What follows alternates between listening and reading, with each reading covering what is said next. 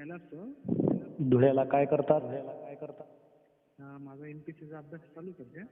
बरं बरं. तर थोडंसं काही प्रश्न होते लाईफची, काही थोडीशी खूप अडचण येत असते. बरं, बोला ना. तर कसं असतं, कधी कोणी काही चुकीचं काम केलं किंवा चुकीचं वागलं आपल्यासोबत, आपली चुकी नसताना दुसऱ्या व्यक्तीने चुकीचं वागलं, मग आपण छोट्या गोष्टींवर आपण म्हणजे चुका समोरच्या असतात आपण त्याच्यावर खूप विचार करतो आणि त्यानंतर त्याचं म्हणजे त्याच्याविषयी खूप आपल्याला क्रोध येतो आणि काहीतरी करावंसं वाटतं त्या व्यक्तीला, असं वाटतं. म्हणजे कंट्रोल नाही होत कधी कधी. अच्छा अच्छा. छोट्या गोष्टींवर. अच्छा, तर मग याला कारण काय आहे?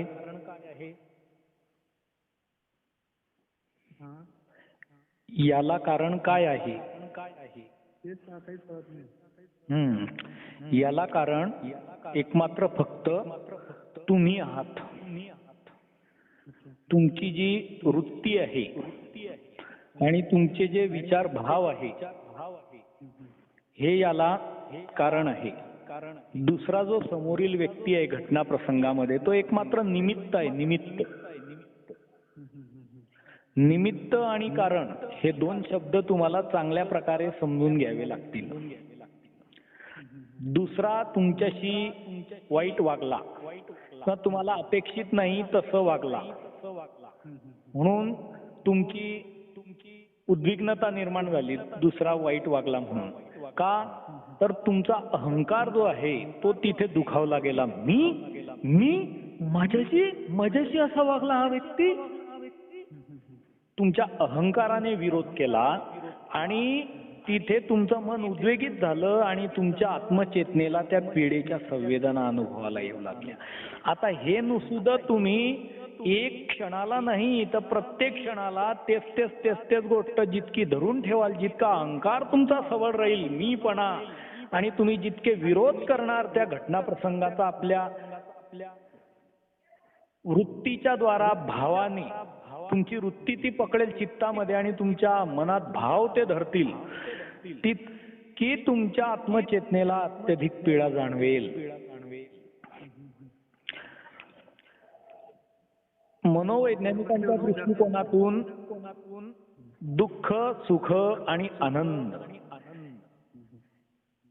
या तिन्ही गोष्टींना तीन कारण ठरतात. विरोध करणे हे दुःखाला कारण आहे, स्वीकार करणे हे सुखाला कारण आहे, आणि समरस होणे, रसरूप होणे हे आनंदाला कारण आहे. तुम्ही जिथे कुठे जीवनामध्ये विरोध करतात तिथे तुमचं मन उद्विग्न होत असतं आणि तो विरोध करणारा तुमचा अहंकार असतो आणि तो अहंकार निर्माण होण्याला कारण आहे तुम्ही आत्मसंमोहित होतात, तुम्ही होशमध्ये राहत नाही, आत्मसजग राहत नाही, सतर्क राहत नाही. तुम्ही म्हणजे माझं म्हणण्याचं तात्पर्य तुमचं व्यक्तिमत्व नाही, तुमचं मनुष्य शरीर, इंद्रिय, मन, बुद्धी, चित्त, अहंकार नाही, तर तुमची जी आत्मचेतना आहे, तुमचा जो जीव आहे तो होशमध्ये नाही राहत, तो आत्मा जागृत नाही राहत, तो अंतःकरणाच्या द्वारा इंद्रियांच्या माध्यमातून बाह्य वैषयिक स्तरावर घडलेल्या घटना ज्या आहेत त्या घटनेमध्ये तो तादात्म्य पावतो, बांधला जातो, अहंकार अभिमानाने आसक्त मोहित होतो आणि त्याचा विरोध करतो. विरोध केल्यामुळे मन उद्विग्न होतं आणि तुमचा आत्मा पीडित होतो. कारण तुम्ही आहात, दोष तुमचा आहे, समोरचा निमित्त आहे. समोरच्याला तुम्ही बदलवू शकत नाही, परिस्थिती तुम्ही बदलवू शकत नाही, मग मनस्थिती बदलवू शकतात, हे तुमच्या हातात आहे. दुसऱ्याला बदलवण्यात तुमची ऊर्जा आणि वेळ वाया घालवण्यापेक्षा स्वतःला बदलवण्यासाठी, आत्मरूपांतरण करण्यासाठी, आत्मपरिवर्तन होण्यासाठी तुम्ही तुमची ऊर्जा आणि वेळ द्या. तुम्ही तुमचे ज्या वृत्ती आहे आणि भाव आहे ते बदलवा आणि त्यासाठी मी सांगतो ते विचार तुम्ही धारण करा आता नव्याने आणि त्या विचाराच्या अनुसार तुमची वृत्ती निर्माण करा आणि ते भाव धरा. तर त्यासाठी तुम्ही स्वीकार करायला शिका. ज्या बारीक ज्या गोष्टी असतात त्याच विचारात असतात ना, जो चुकीचा असतो ना वागलेला, तर त्यासाठी तुम्ही स्वीकार करायला शिका. स्वीकार, एक्सेप्ट. होय होय होय. आता एक 8 दिवस कंटिन्यू तुम्ही एकांतात असले तर एकांतात असताना मोठमोठ्याने होय होय होय होय होय होय होय होय होय हा सर्व स्वीकार महामंत्र आहे. हा इतक्या जोरजोरात म्हणायचा आहे की तुमच्या अनकॉन्शियस माइंड मध्ये, अचेतन प्रकृतीमध्ये तो प्रवेशित होईल आणि तुमची आत्मचेतना जी आहे, तुमचा जीव जो आहे तो स्वीकार करण्याला धारणा शक्ती प्रबळ करून टाकेल. तुमच्या अनकॉन्शियस माइंड मध्ये नकार भरलेला आहे म्हणून तुम्ही नरकात जातात. तुम्ही स्वीकार केले तर स्वर्गात याल. आणि जेव्हा तुम्ही एकांतात आहात, बसलेले आहात लोकांतात, तेव्हा मनातल्या मनात होय होय होय, जे झालं ते होय होय, जे होत आहे ते होय, आणि होय जे होईल ते सुद्धा होय मान्य आहे. काहीही हरकत नाही. ना हरकतचा दाखला द्यायचा, सोड चिठ्ठी घ्यायची, त्या घटनेशी फारकत करायची. ती होस. मग आता हे जर स्वीकृतीचं तंत्र तुम्हाला अवलंबित करायचं झालं तर विरोधाचं वादळ ज्या अहंकारामुळे उठत होतं त्या अहंकाराला मारून टाकावं लागेल तुम्हाला. अहंकार शून्य, इगोलेसनेस, विनम्र व्हावं लागेल तुम्हाला. तुमच्या स्वतःच्याच वृत्ती आणि भावासमोर झुकून जावं लागेल. स्वतः झुकून जा तुम्ही. तुमची अक्कल सोडून द्या. तुमची हेकडी तुम्हाला नरकात नेते नकाराची. दोष तुमचा आहे. आणि त्यासाठी तुम्ही त्या घटना प्रसंगाच्या समोर झुकायला शिका. त्या व्यक्तीच्या समोर झुकायला शिका. निमित्त राहील तो व्यक्ती, परंतु तुम्ही स्वतःमध्ये झुकताय, तुमच्या अहंकाराला झुकवताय. तुम्हाला त्या अहंकारामुळे विरोध होऊन, मन उद्वेगित होऊन आत्मा पीडित होत होता, त्याची चिकित्सा करायची आहे. त्यावर तुम्हाला उपाय अवलंबित करायचा आहे. म्हणून तुम्हाला हे औषधी घ्यायची आहे, ट्रीटमेंट करायची आहे. तर तुम्ही अहंकार शून्य विनम्रतेने निराभिमान राहून झुकून मरून जगा आणि सर्व स्वीकार करा. एक्सेप्ट. होय होय होय, काही हरकत नाही, ना हरकत. आता तुम्ही स्वीकार केला. आता तुम्ही की स्वीकार केल्यानंतर तुम्हाला स्वस्थता लाभेल. तुम्ही नकारामुळे नरकात जात होते, आता स्वीकारामुळे स्वर्गात याल. तुम्हाला स्वस्थता लाभेल, सुख वाटेल. आता आनंद जर हवा असेल, पुढची पायरी, तर तुम्ही त्याच घटनेला, तीच जी परिस्थिती आहे, तुम्ही जिथे ज्या वातावरणात आहेत वर्तमान प्रवारू क्षणामध्ये, तिला तुम्ही स्वीकार तर कराच, परंतु त्यावर अतिशय आवडी आणि प्रेम करा. समरस होऊन जा, रसरूप होऊन जा तुम्ही, की त्यात तुमची तल्लीनता होऊन, एकाग्रता येऊन तुम्हाला आनंद वाटेल. खेळ म्हणून पहा, खेळ म्हणून खेळा त्या घटनेला. कर्ता म्हणून बनू नका, अभिनय करा, अभिनेता बना. अभिनेत्यावर परिणाम होत नसतात कुठलेही कसलेही. तुम्ही कर्ता बनतात. मी, इगो, तुमचा अहंकाराने तुमचा आत्मा विमूढ होतो आणि मी करताय असा म्हणून मानतो आणि त्या कर्माला बांधला जातो. त्याचे परिणाम तात्काळ भोगतो. तात्काळ साईड इफेक्ट होतात तुम्हाला त्याचे. मग जसं की तुमचं डोकं दुखतंय, पोट दुखतंय, लखवा मारला, तर तुम्ही त्याला विरोध करू नका, स्वीकार करा. ठीक आहे, पर्यायी उपाय शोधा त्यावरती, उचित काय जो ट्रीटमेंट आहे ते. पण नाहीच होत असलं आणि होत नाहीये जोपर्यंत, आता ट्रीटमेंटही करणार तर काही एका लागू पडणार नाही. डोकं दुखतंय, डोकं दुखण्याची गोळी घेतली तर लागली, डोकं नाही बंद पडणार. मग एखाद्या वेळेला बंदही पडणार नाही, कारण दुसरं असेल डोकं दुखण्याचं, किंवा जास्त दुखत असेल तर पॉवर कमी पडली असेल. मग तुम्ही ऍक्सेप्ट करा सर्व काळ, सदा सर्व काळ त्या दुखण्याला. विरोध करू नका. तुम्ही जर त्या दुखण्याचा विरोध केला अहंकाराने, मला दुखतंय, मला का दुखतंय, मला हे पीडा होते, नकार देत गेले, तर तुम्हाला ते जे शारीरिक स्तरावर पीडा होतो ती डोकं दुखण्याची, ती मानसिक स्तरावर तुमची अधिक प्रमाणात जाणवेल. तुम्ही जितके अहंकाराने विरोध करणार तितका आत्मा पीडित होईल. आता तुम्ही त्या दुखण्याला तर विरोध करत नाहीये, आता स्वीकार करून टाकलेला आहे. तुम्ही शांत व्हाल, स्वस्थ व्हाल. तिथे फक्त शारीरिक पीडा राहील, मानसिक उद्विग्नता येणार नाही, कारण अहंकाराने विरोध करत नाहीये तुम्ही त्या दुखण्याचा. आता तुम्ही काय करा, समरस व्हा, तुम्ही त्या दुखण्यावर प्रेम करा, त्याची साथ द्या, त्याला मित्र बनवा, काही हरकत नाही. तू जितका काळ साथ आहे ना माझ्यासोबत, मी साथ देतो तुला. त्याच्यावर प्रेम करा, आवडी करा, त्या डोक्यावरती प्रेमानं हात फिरवा, आतून प्रेम करा त्याला. हे दुखणंच असतं जीवनामध्ये, काहीच नसतं. ज्या वेळेला जे आहे ते जीवन समग्रतेनं टोटॅलिटीनं जगायला शिका. जसं असेल तसं, जिथे असाल तिथे, जसे असाल तसे, जे असेल त्याची 100% मनाने स्वीकृती करायची, किंचित मात्र विरोध करायचा नाही आणि अतिशय आवडीने प्रेमपूर्वक जीवन जगायचं, स्वीकार करू. म्हणजे तुम्हाला आनंद येईल, आनंद. आता हेच जसं डोकं दुखण्याचं उदाहरण दिलं, तसं तुमच्यासोबत जो व्यक्ती असेल किंवा कोणी असेल, काही घटना असेल, पत्नी असेल, मुलगा असेल, सहपाठी असेल, कोणी आई वडील असतील, मित्रमंडळी असतील, नातेजन असतील, संबंधात कोणी येईल, त्या सर्वांची अशाच पद्धतीने तुम्ही अहंकार शून्य विनम्रतेने स्वीकृतीच्या भावदशेमध्ये जगा आणि आवडी आणि प्रेम करा. फक्त मला फक्त माझा आनंद शोधायचा आहे, माझ्या आतून तो उद्गत व्हायला पाहिजे. तुमच्या जगण्याची कसोटी आनंद असायला हवा, आनंद. तुम्ही जर उद्विग्न आहात, त्रस्त आहात, तर तुम्ही जीवनाची परीक्षा नापास होत आहात. आणि तुम्ही जर शांत, स्वस्थ, प्रसन्न आहात, आनंदी आहात, तर तुम्ही जीवनाची परीक्षा पास होत आहात. बस एकच कसोटी ठेवायची की मी नेमक्या प्रकारे आनंदी कसा राहील, मी प्रसन्न कसा होईल. आणि त्यासाठी मी सांगतो, या गोष्टी 3 अनिवार्य तुम्हाला पाळाव्या लागतील. विरोध सोडा, स्वीकार करा, आवडी आणि प्रेमाने समरस व्हा, आणि मग तुम्हाला प्रसन्नता आणि आनंद, अनायासेच त्याचा परिणाम जो आहे तो अवगत होईल.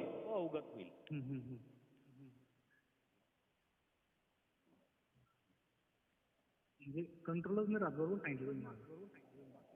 मग आता ते तुमच्यावर आहे. तुम्हाला जर आणखी अधिक उद्वेगात जायचं असेल, आत्मपीडित व्हायचं असेल, तुमचा अहंकार वाढवा, तो विरोध जास्त वाढवा, तेच चिंतन करा, ते वृत्ती तीच धरा, तोच भाव करा. तुम्हाला नरकात राहायचं असेल, तुमच्यावर अवलंबून आहे. जा, तुम्हाला जगायचं असेल तसं जगा, तुमचा प्रश्न आहे. यथेच्छसी तथा कुरु, जशी इच्छा असेल तसंच करा. का? मी सांगितलेला हा जो पर्यायी उपाय आहे तो एक वेळेला नाही, अनेक वेळेला अवलंबित करायचा प्रयत्न करा. होशमध्ये राहा, सतर्क राहा, सावधान राहा आणि त्याचे अनुभव घ्या. आणि त्याच्यात जर तुम्हाला सुख स्वस्थता वाटत असली, तुम्हाला स्वीकारात स्वर्ग अनुभवाला येत असला आणि आवडी आणि प्रेमाने तुम्ही स्वतःला प्रसन्नता, आनंदाने मुक्त अनुभव करत असाल, तर तुम्हाला जर वाटलं की नाही आता हा खरा मार्ग आहे, हा माझ्या अनुभवाने मी सिद्ध झालेलो आहे, आता मी याच पद्धतीने जगतो, तर तुम्ही त्या मार्गाने जीवन जगा. तुमच्या हातात आहे.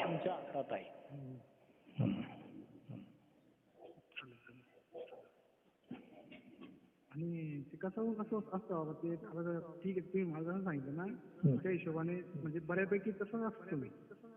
तुम्हीच नाही, इथे प्रत्येक व्यक्ती जो कोणी उद्वेगात आहे, चिंतेत आहे, तणावग्रस्त आहे, भयचकित आहे, डिप्रेशन मध्ये आहे, तो प्रत्येक व्यक्ती अहंकाराने भरलेला आहे. आणि जितका चिंता, तणाव, उद्वेग, भयचकित, डिप्रेशन आहे, तितकाच अधिक अहंकार जास्त आहे. आणि तितकीच मानसिक उद्विग्नता आणि आत्मिक पीडा तितकी अधिक आहे की शेवटी 100% त्याची सहनशीलतेची मर्यादा संपली की आत्मघात करून टाकतो. तुम्हीच नाही, प्रत्येक व्यक्ती. मी सुद्धा मला समजत नव्हतं तसंच वागत होतो. अहंकाराने भरून मी मनाने विरोध करून उद्वेगित होत होतो ना, आत्मपीडित होत होतो. पण मी बेहोश होतो, मला समजत नव्हतं. मला जेव्हा होश आला आणि अनुभव आला की स्वीकृतीचं तंत्र काय आहे आणि आवडी आणि प्रेमाचं रहस्य काय आहे, प्रसन्नता आणि आनंद अवगत करण्याचं, ते मी शिकलो. ते मी होशमध्ये राहून, सतर्क राहून, सावधान राहून अभिनय म्हणून करायला सुरुवात केली. अहंकार शून्य विनम्र होऊन निराभिमानपणे सर्व स्वीकार करत गेलो, झुकत गेलो, मरत गेलो जीवनाच्या समोर, प्रत्येक घटनेसमोर, प्रत्येक बाबीसमोर. तेव्हा मी सुख स्वस्थता अनुभव केली. आणि जेव्हा मी आवडी आणि प्रेमाचा भाव धरत गेलो प्रत्येक बाबतीत, तेव्हा मला प्रसन्नता आणि आनंद अवगत गेला. मी मुक्त, स्वच्छंद, निरागस अनुभवत गेलो स्वतःला. हे तुमचंच नाहीये. रे माझ्या मागल्या जो जन्माला आला तो अज्ञान असतो, तो मूर्छेत पडतो, बेहोश होतो, आत्मसंमोहित होतो याच प्रकारे. हा हा. म्हणजे ऍक्च्युली आपण म्हणजे विरोध जो असतो तो करायचाच नाही कोणाला. आपल्या आत करायचा नाही, कोणाला करायचा नाही असं नाही म्हणत आहे मी. तो कर्मयोग आहे. तुम्हाला जर संघर्ष करायचा आहे आणि जर तुम्हाला जर खरोखरच तुम्हाला त्याला विरोध करण्यासाठी अत्यावश्यक भूमिका धारण करायची आहे तर ती नाट्यमयरित्या करा, अभिनय म्हणून करा. खरोखर विरोध करू नका, उद्वेगात पडू नका. मात्र तुम्हाला सांगतोय मी की तुमची आंतरिक जी भूमिका आहे अहंकाराने विरोध करण्याची, ती तुम्ही सोडून द्या. तुम्ही सर्व स्वीकार महामंत्र धारण करा. हे मी तुमची सांगतोय आंतरिक वृत्ती बदल होण्यासाठी. आणि दुसरी एक गोष्ट अशी जी अभ्यासाला बसल्यानंतर मन एका जागेवर राहत नाही कधी कधी, खूप फिरतं. हा मग हेच ह्या तुमच्या विरोधामुळे अहंकाराच्या आणि तुमच्या अपेक्षेमुळे तुमच्या भावदशा तिकडे तुम्हाला बांधिलकीची भूमिका निर्माण करतात आणि तिकडे मन फिरतं. मनात वसलेल्या सर्व कामनांचा त्याग करून जेव्हा तुम्ही आत्म्यानेच आत्म्याच्या ठिकाणी संतुष्ट राहणार तेव्हा तुमचं मन फिरणं बंद होणार. तुमच्या मनामध्ये इच्छा, अपेक्षा, आकांक्षा आहे, वासनांचं वादळ उठतं. मग त्या वादळामध्ये तुमचं मन जे आहे ते फिरत राहतं आणि तो सगळा विचार भावनांचा कचरा तुमच्या सोबत येतच राहतो. बरोबर. तुम्ही कामना शून्य व्हा. मग याचा अर्थ असा नाही की तुम्ही काही मिळवण्याचा प्रयत्नच करू नये, महत्वाकांक्षा बाळगू नये. होशमध्ये राहा, स्वेच्छेने तुम्ही निर्णय घ्या कुठल्याही गोष्टीचा. त्याला तुम्ही अधीन होऊन जाऊ नका. त्या विचार आणि त्या भावाला आपल्या अधीन ठेवा आणि ते प्रयत्न 100% करण्याचा प्रयत्न करा आणि ते सिद्ध झालंच पाहिजे, मिळालंच पाहिजे असा प्रयास करा. पण मिळो वा ना मिळो मी समान राहील, मला ते मिळेल तेव्हाच मी सुखी होईल अशी अट घालत नाही जीवनाकडून. मी माझा स्वाधीन सुखी राहतो स्वीकार करून आवडी आणि प्रेमाने. मला आवडी आणि प्रेमाच्या प्रसन्नता आणि आनंदाशिवाय आणखी काही या जगामध्ये अधिक श्रेष्ठ नसायला हवं. बाकीचं सगळं बाह्य जीवन यापन करण्यासाठी अत्यावश्यक गरजा, अन्न, वस्त्र, निवारा, आसरा म्हणून मला त्या गोष्टी मिळवण्याचा प्रयत्न करायचा आहे. मग मिळो वा न मिळो मी जिथे तिथे जसा आहे तसा जे आहे त्याची 100% मनाने स्वीकृती करेल, किंचित मात्र विरोध करणार नाही आणि अतिशय आवडीने प्रेमपूर्वक खुशमग्न होत आनंदात जगेल. आणि त्यासाठी तुम्हाला क्षण क्षण होशमध्ये राहावं लागेल, सतर्क, सावधान आणि अभिनय करावा लागेल. असा तुमची स्वभाव वृत्ती पार पालटून टाकावी लागेल. जीवन एकाच वेळेला मिळतं, परत परत मिळत नाही. प्रत्येक क्षणाचं प्रवाह क्षण जीवन आहे. त्या क्षणात होशमध्ये राहा आणि अभिनय करा आणि तुमचं जीवन तुम्ही प्रसन्न आणि आनंदी करा. हो हो हो. आणि एक दुसरा विषय असा होता, म्हणजे जसं तुम्ही मला म्हटले ते स्वीकार करायचा, ठीक आहे. तर मी म्हणजे स्वीकार करतोच मी तसा, पण आमचे वडील जे एवढं सोपं नाहीये हे जे तुम्ही बोलतायत ना. मग मला विचारतात कशाला तुम्ही? नाही सर तसं नाही बाबा, बरं का. विषय कसा होता, नाही तुम्ही जे म्हणता मी स्वीकार तर करतोच तसं. तुम्ही जर स्वीकार करत असते ना तर तुमच्यावर ही माझ्यापर्यंत विचारण्याची वेळ झाली नसती ना. हो नाही. हा पण ते जास्तच होतो ना मग कधी कधी. होय, म्हणजेच ते तुम्ही विरोधात जातात की नाही, म्हणजेच तुम्ही स्वीकार करत नाही ना. तुमचा अहंकार आताही जुमानत नाहीये. तुमचा अहंकार तुमचे दोष पाहत नाहीये. तुम्ही झुकत नाहीये. तुम्ही दुसऱ्याला दोषारोपण ठेवण्यासाठी त्या निमित्ताकडे अनुकार करताहेत आणि स्वतःला निर्दोष साबित करण्यासाठी मी तर स्वीकार करतो तसं.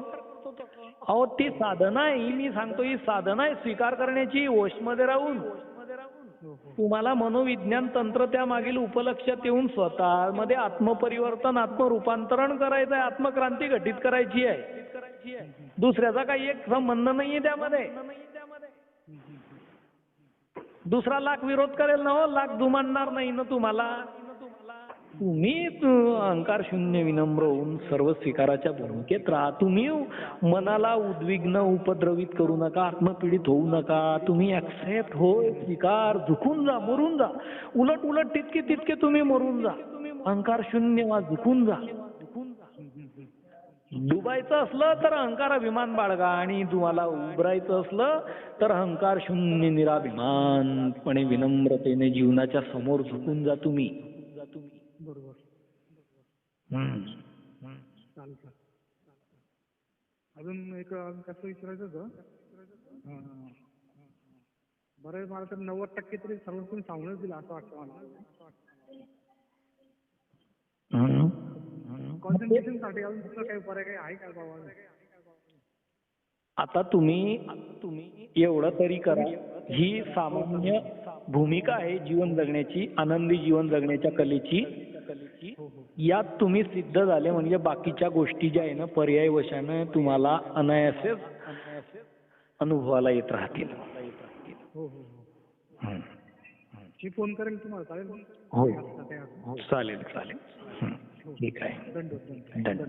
धन्यवाद.